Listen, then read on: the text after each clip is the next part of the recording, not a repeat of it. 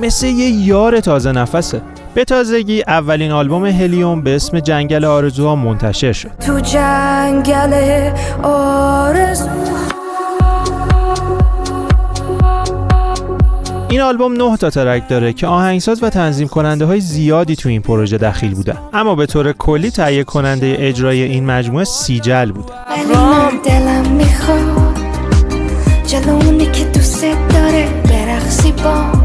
فیچرینگ های خوبی تو این آلبوم صورت گرفته. آرتیستایی مثل سپر خلسه، بهزاد لیتو، سینجیم و البته خود سیجل به عنوان مهمان تو بعضی از ترک ها حضور دارن. کلید قلبتو انداختی تو حفره، من گرون خریدم و انگار دادی مفرش، تو جوری فول زدی واسه منم قفله، کی به گفته با حالی دروغ گفته. نکته جذابی که برای من تو این آلبوم وجود داشت این بود که تمامی ترک ها لیریکس ویدیو داشتن. البته نه یه چیز ساده و معمولی.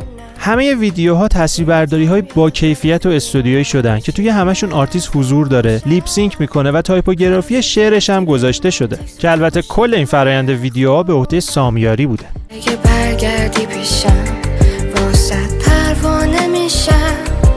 خلاصه که هلیوم با اینکه کلا 3-4 مارک مورد توجه قرار گرفته اما فوق العاده پرکار و از این موقعیت داره بهترین استفاده رو میبره. پس میشه گفت یه جورایی برای مارکت امروز